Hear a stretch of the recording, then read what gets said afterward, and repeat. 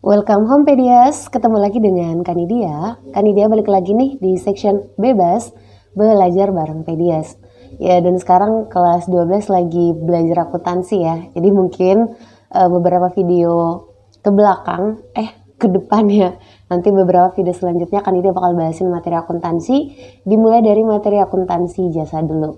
Nah, salah satu yang paling basic untuk kita ketahui kalau kita udah main di dunia akuntansi adalah mengetahui dengan jelas jenis-jenis akun yang digunakan dalam pembuatan laporan keuangan dalam siklus akuntansi pastinya. Nah, kita harus pahami dulu bahwa kalau di perusahaan di akuntansi itu ada 3 jenis ya. Kan ini udah pernah buat videonya, nanti kalian bisa tonton perbedaan antara jasa, dagang, dan manufaktur atau industri. Nah, kali ini Kanidia bakal jelasin ke kalian dulu. Kita akan berkenalan dengan akun-akun yang ada di perusahaan jasa nih ya.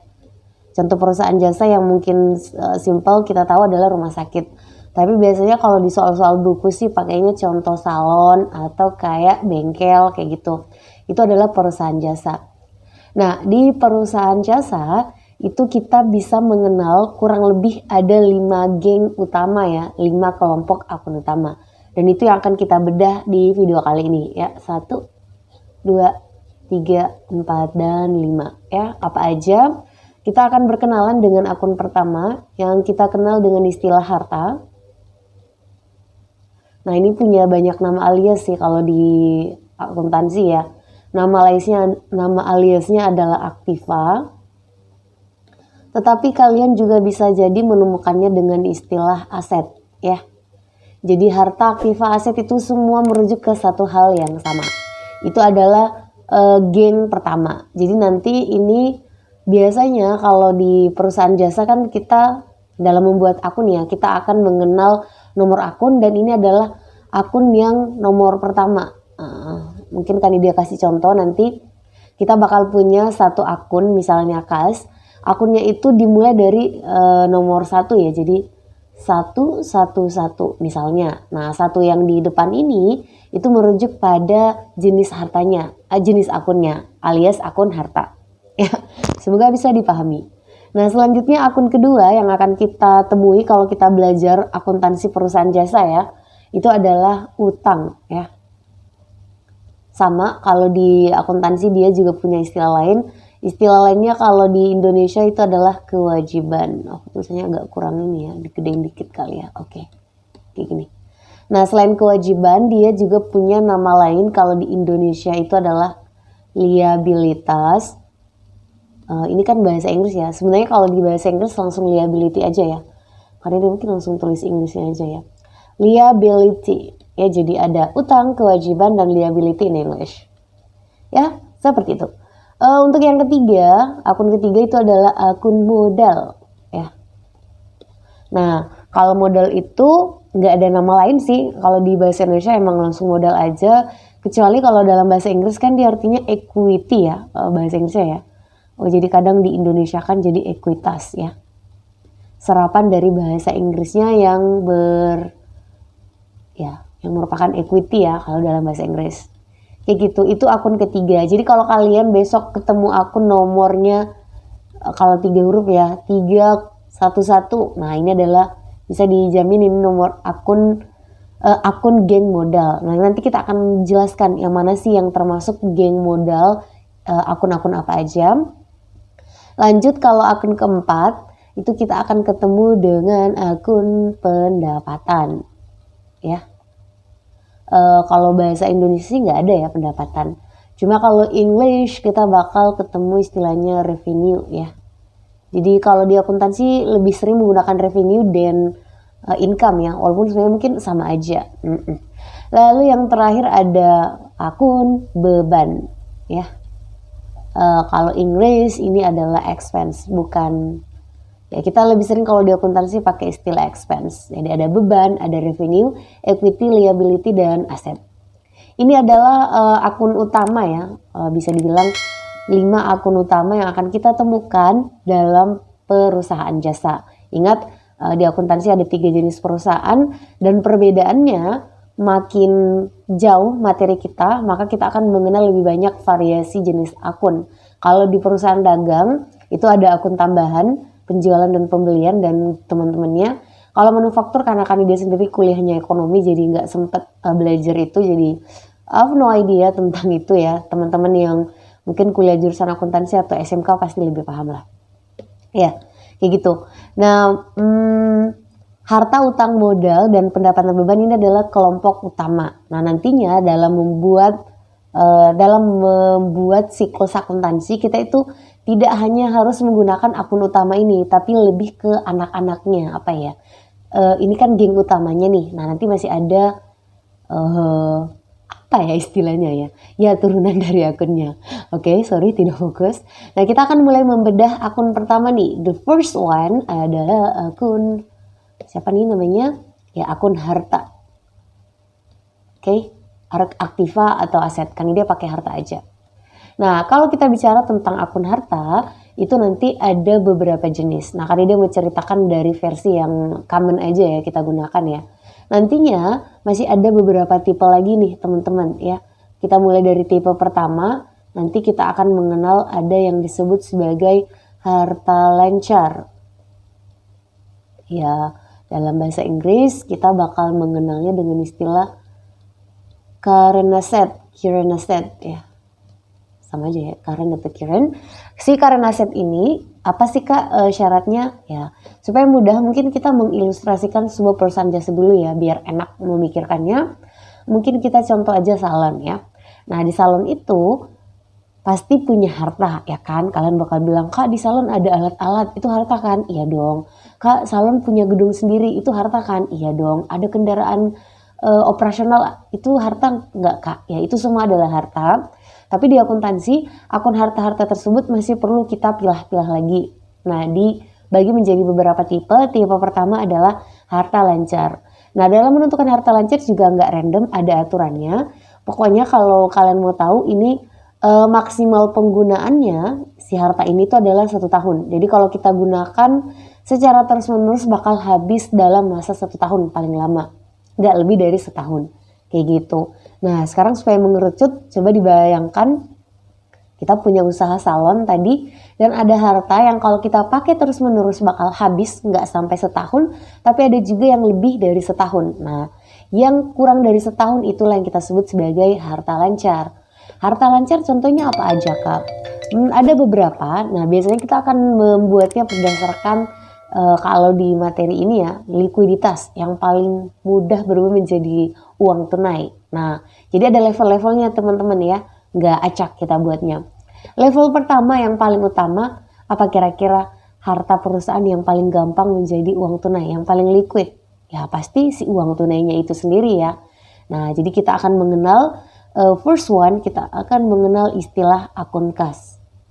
Oh, kayaknya perlu digedein ya, biar enak. Nah, yang mana sih Kak akun kas itu? Akun kas di akuntansi itu bukan cuma uang tunai, tetapi yang setara dengan uang tunai. Ya, contohnya dalam praktek kita mungkin inilah ya, kita bayar terus ternyata diberikan dalam bentuk cek. Nah, transaksinya jumlah besar, klien kita memberikannya cek. Itu termasuk kas nggak Kak? Iya kas. Jadi jangan dipikirkan kas itu cuma harus dalam bentuk uang tunai. Selain cek mungkin kartu debit, kalian bayar terus nggak punya uang tunai tapi ada kartu debit. Nah pas gesek uang kita di bank kan pasti berkurang. Nah itu juga termasuk kas. Jadi nggak ada akun terpisah misalnya cek atau debit card untuk akun kalau kita menggunakan alat-alat yang tadi itu. Oke, semoga bisa dipahami. Ya, akun selanjutnya yang level liquidnya paling ya kedua setelah kas. By the way ini kan dia hanya akan menjelaskan akun-akun yang umum kita temui. Mungkin kalian bakal bilang, Kak perasaan saya ada dengar harta lancar yang tipe ini deh. Ya mungkin itu, tapi kan ini hanya akan memilah akun-akun yang paling sering muncul ya, supaya pembahasan kita nggak terlalu jauh. Oke, akun kedua adalah piutang ya. Ini adalah akun yang terliquid kedua. Kayaknya aneh ya tulisannya ya, bentar. Nah kalau ini, kan dia BTW harus nulis versi English kali ya. Dibuat warna apa nih, biru kali ya biar enak. Ini adalah cash. Kalau bahasa Inggris dari piutang itu adalah account receivable. account receivable.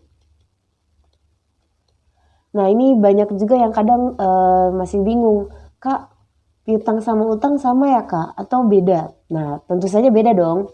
Di akuntansi ini adalah dua hal yang sangat berbeda dan bersifat berlawanan.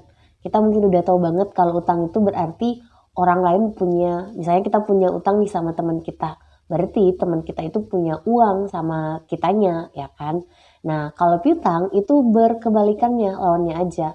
Jadi kalau kita yang punya piutang ke teman kita, oke, kita yang punya piutang ke teman kita, maka kita punya uang di teman kita itu. Berarti teman kita punya utang sama kita. Ya, kayak gitu. Nah, semoga bisa dipahami contohnya ya. Jadi piutang itu adalah suatu harta karena nanti kalau misalnya dia dilunasi, maka bisa menjadi uang tunai. Kayak gitu. Itu untuk piutang. Semoga bisa dipahami. Selanjutnya, nah sekali lagi kan ini hanya akan menggunakan akun-akun yang umum aja ya, yang sering muncul di materi-materi yang umum juga. Ada akun perlengkapan. Perlengkapan bahasa Inggrisnya adalah supplies. Nah ini ada yang suka bingung nih. Kak, perlengkapan itu alat-alat yang dimiliki oleh perusahaan ya. Kalau contoh salon berarti kayak hair dryernya atau kayak mesin buat saat memberikan treatment ke nasabah ke customer atau gimana Kak? Nah, syarat yang paling gampang untuk kalian bisa ngenotis barang itu ada termasuk perlengkapan atau enggak, lihat aja dari ciri utama harta lancar. Kalau penggunaannya maksimal hanya setahun, maka dia termasuk perlengkapan. Kalau bisa digunakan lebih dari setahun, nggak boleh masuk dalam kategori perlengkapan. Misalnya, kalau di salon berarti kan ada nih alat-alat kayak buat krim bath, shampoo atau apa. Nah itu kan kalau kita gunain pasti bakal habis kan dalam setahun. Maka mereka masuk dalam kategori perlengkapan. While kalau misalnya kita sebut mesin-mesin yang digunakan alat-alat itu kan biasanya penggunaannya sampai tahunan kan ya. Maka mereka nggak boleh masuk dalam kategori perlengkapan. Ya, bisa dibedain ya.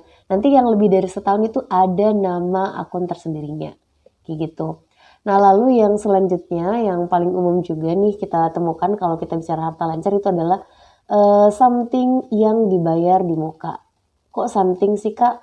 Ya karena si something ini itu kalau di akuntansi ada beberapa kemungkinan lagi ya. Kata yang bisa muncul itu masih ada beberapa. Contohnya misalnya sewa, terus apalagi iklan, lalu asuransi. Tiga ini sih yang paling eksis di dunia dibayar di muka. Nah, kalau misalnya ditanyain bahasa Inggrisnya ini adalah prepaid something. Prepaid something. Ya, kalau bahasa Inggrisnya sewa itu adalah rent, jadi prepaid rent ya. Kalau iklan itu prepaid apa sih advertising ya? Kok kan ini lupa ya, advertising. Ada istilah lainnya kayaknya ada deh, tapi lupa ya. Nah, terus kalau asuransi insurance. Insurance. Friends. Oops. Oke, insurance kayak gitu. Jadi itu adalah jenis-jenis yang dibayar di muka. Yang dibayar di muka maksudnya gimana Kak? Jadi kan biasanya kita kalau mau melakukan sesuatu, biasanya kita merasakan manfaatnya dulu, baru kemudian membayar jasa atas manfaat itu. Misalnya kita pergi ke apa ya, pergi makan. Nah biasanya makan dulu tuh baru bayar ya. Atau masuk WC umum, biasanya habis dari WC baru bayar. Nah, tapi kalau ini kasusnya berbeda. Kita bayar dulu, lalu setelah itu manfaatnya baru bisa kita rasakan. Nah, contohnya apa Kak? Ya ambil ini aja, sewa. Biasanya kalau kita mau menyewa rumah, mau sewa ruko, toko, biasanya sama si pemilik rukonya bakal bilang, kamu bayar dulu baru bisa sewa rukonya saya, tinggal di sini, kayak gitu. Jadi kita bakal bayar dulu. Asuransi juga gitu ya, kita bayar dulu di awal.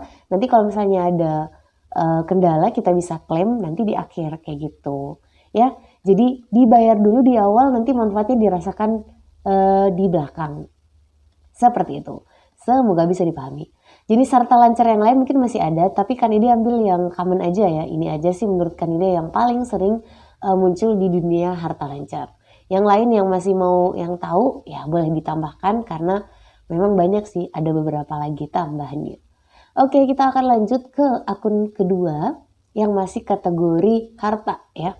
Kalau tadi harta lancar itu maksimal setahun, maka ini adalah harta yang lebih dari setahun. namanya adalah harta tetap. Bahasa Inggrisnya adalah fixed asset. Ada yang biasanya menyebutnya sekalian harta tetap berwujud, tapi ada juga yang harta tetap. Cuma lebih sering kita gunakannya harta tetap aja. Yang namanya harta tetap pastinya kelihatan dan ini penggunaannya lebih dari 1 tahun. Oke ya. Nah, kalau harta tetap itu ada beberapa. Mungkin yang paling gampang ini adalah kita mengurutkannya mulai dari ini ya. Pertama itu adalah tanah. Kan kalau tanah kita gunakan bertahun-tahun juga nggak bakalan habis ya. Bakalan ada selalu ya. Jadi tanah, land. Lalu selain tanah apalagi nih Kak? Contohnya gedung, kalau kalian punya gedung ya. Nah, selain itu apalagi nih? Gedung, kendaraan, lalu apalagi nih Kak? Mesin, lalu apalagi ini kali ya, peralatan. Ini yang susah, yang biasanya orang bingung ya. Kalau kendaraan, ini adalah vehicle, ini adalah mesin. Nah, kalau si peralatan itu adalah equipment. Inggrisnya ya. Nah, mungkin kalian bisa notice lah yang mana kendaraan, yang mana mesin. Biasanya bingung nih Kak, perbedaan antara peralatan dan kendaraan peralatan dan perlengkapan yang mana sih Kak? Kayak tadi mesin-mesin alat untuk misalnya hair dryer atau kayak mesin-mesin di inilah ya kan dia nggak tahu istilahnya ya, mesin-mesin di salon yang bisa kita gunakan lebih dari setahun. Nah, itu masuk dalam kategori peralatan. Shampoo dan seterusnya kalau di kantor mungkin kertas. Nah, itu masuk perlengkapan. Kalau printer karena digunakan lebih dari setahun maka dia masuk dalam kategori peralatan. Jadi kayak printer itu nggak ada akun khususnya printer. Tapi kalau misalnya bisa, mau juga kadang boleh. Tapi memang kalau secara umum langsung dibuat aja dalam kategori peralatan. Kayak gitu. Ya untuk harta tetap kayaknya itu aja. Kalaupun ada yang lain nanti bisa ditambahkan. Sekali lagi kan ini cerita yang umum-umum aja. Kayak gitu. Semoga bisa dipahami. Oke, selanjutnya kita bakal bahas harta yang lain lagi nih. Kalau di akuntansi yang Kanidia sering gunakan itu, yang sering Kanidia temukan, akun harta dibagi menjadi 4 kelompok ya. Cuma mungkin yang paling terkenal itu si 3 aja sih. Nah, coba kita lihat ya. Tadi udah selesai di 2 ya, harta lancar dan harta tetap. Nah, yang ketiga ini ada yang kita sebut dengan istilah harta tidak berwujud. Kadang sih ada yang membuatnya jadi kayak harta tetap tidak berwujud. Jadi perbedaan antara yang tadi dengan yang di awal, ini sama-sama tetap, maksudnya lebih dari setahun semua. Kalau ini fisiknya kelihatan kayak gedung, peralatan kan kelihatan tuh ya, nggak ada mesin yang invisible gitu kan. Nah sementara kalau harta tidak berwujud, dia juga penggunaannya lama tapi nggak kita lihat. Tapi kita tahu bahwa itu adalah harta kita. Nah mungkin ada yang masih bingung, kan ditulis dulu Indonesianya adalah Inggrisnya ya, intangible asset. Jadi kalau yang ini biasanya ada yang sebut sebagai tangible asset, kelihatan. Kalau ini intangible, tidak kelihatan. Nah contoh harta yang tidak kelihatan memang ada ya Kak, harta goib gitu ya? Bukan lah ya, nggak sehoror itu maksudnya. Contoh harta tidak kelihatan mungkin kalian biasa dengar ya, paten. Ya hak paten kalau misalnya ada yang berhasil menemukan formula suatu obat. Nah itu bisa kalian daftarkan patennya. Cara mendapatkannya ya nggak gratis. Kalau misalnya kalian, ini gampang deh, yang gampang, hak cipta. Kalian menciptakan sebuah lagu. Nah, boleh nggak kalian melarang orang lain menyanyikan lagu itu? Boleh, yang penting kalian punya hak ciptanya. Nah, gimana caranya? Kalian pergi ke Departemen hak atas kekayaan intelektual, mengurus pendaftaran hak cipta, copyright untuk lagu itu. Dan nantinya kalau misalnya ada yang mau menggunakan, harus minta izin dong. Dan kalian bakal dapat royalti. Jadi kayak ya ucapan terima kasih karena kalian udah membuat karya. Makanya jangan heran yang biasanya musisi pencipta lagu duitnya banyak karena setiap lagunya diputar bakal dapat royalti kan. Lumayan tuh ya kalau lagunya ngehits, wah dapat banyak duit. Nah tapi itu harus, jadi pelajarannya harus didaftarkan dulu. Tapi ya teman-teman jangan sampai kalian punya tapi kalian nggak pernah mendaftarkannya, ya sama aja. Kalian gak bakalan punya nilai hukum kalau mau komplain, mau ke pengadilan, dia menyanyikan lagu saya tanpa izin. Nah gak bisa tuh, gak ada nilai hukumnya ya. Paten, hak cipta, apalagi sih, goodwill, nama baik. franchise. Ya mungkin ini yang juga sering kalian dengar ya. Franchise. Jadi kalau mau bikin usaha makanan sih biasanya franchise bayar dulu tuh. Nah jadi atau misalnya bikin usaha cabang, nah biasanya bayar franchise. Itu adalah harta kita ya. Kita harus membayar. Kayak gitu kurang lebih ya. Untuk harta yang selanjutnya yang keempat itu biasanya disebut harta lain-lain, others asset. Jadi dia itu nggak masuk dalam kategori harta-harta yang ada di atas, 3 yang di atas ini, tapi juga nggak bisa kita sebut sebagai bukan harta. Jadi emang harta tapi nggak jelas. Nah kalau yang sering kali dia dengar itu contohnya ini, bangunan dalam pengerjaan. Misalnya perusahaan mau bikin tower ya dan ini sampai 20 lantai. Ternyata di tahun pertama baru selesai 5 lantai aja. Nah, bagi akuntan kan buat laporannya misalnya di akhir tahun. Ini gedung yang baru 5 lantai harus diakui sebagai harta nggak sih Kak?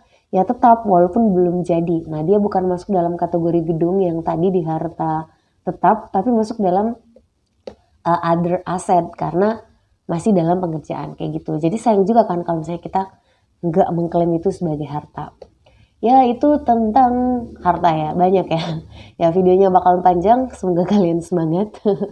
Oke, selanjutnya kita akan masuk di kategori utang. Nah kalau utang di akuntansi lumayan simpel, biasanya dibagi jadi 2 aja ya. Jadi ada yang mengatakannya utang jangka pendek, ada yang sebut juga sih sebagai utang lancar. Tapi biasanya utang jangka pendek ya, terserah ya, utang jangka pendek dan ya bisa ditebak yang kedua apa teman-teman? Utang jangka panjang. Nah syaratnya apa? Namanya juga utang, pasti harus kita lunasi ya.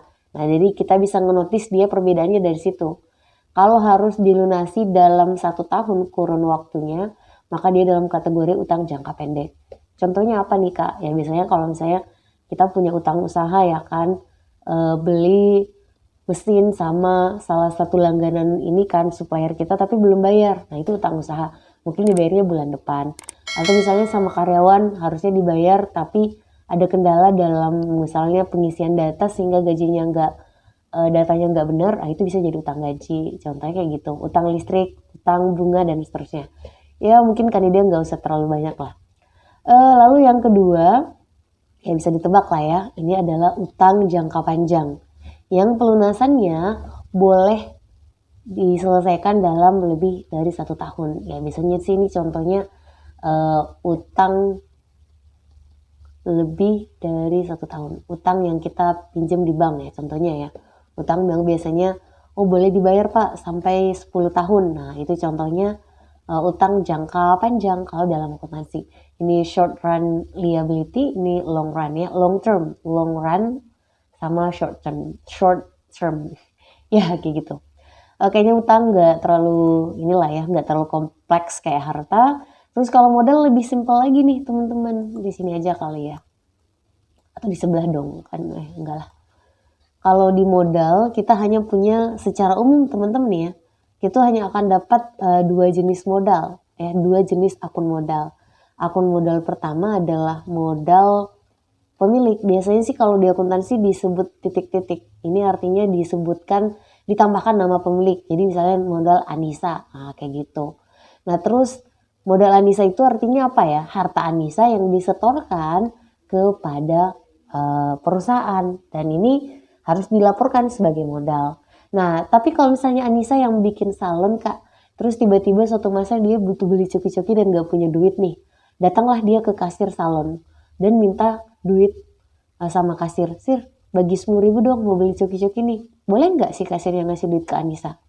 Ya boleh dong secara Anissa pemilik. Lalu bagaimana sih seorang akuntan menyikapi hal tersebut? Dianggap lalu aja, angin lalu aja karena dia yang pemilik?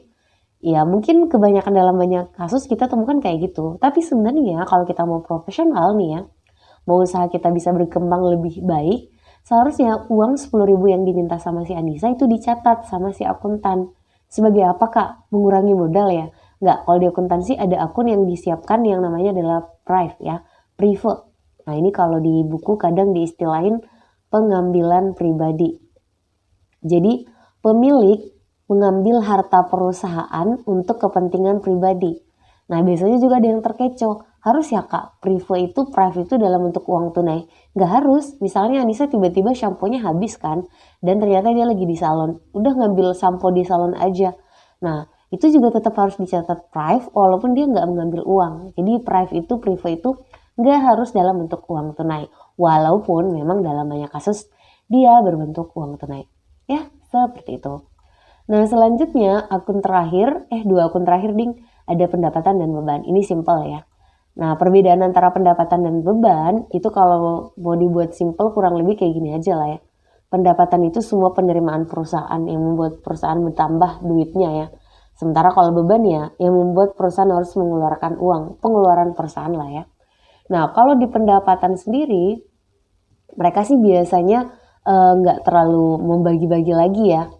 Mungkin kalau ada yang membagi biasanya dalam usaha atau luar usaha. Itu maksudnya apa? Yang dalam usaha itu adalah pendapatan yang kita dapatkan dari kegiatan inti usaha kita. Contohnya salon. Kalau ada pelanggan yang kerimbat dapat duit, ya itu berarti pendapatan usaha.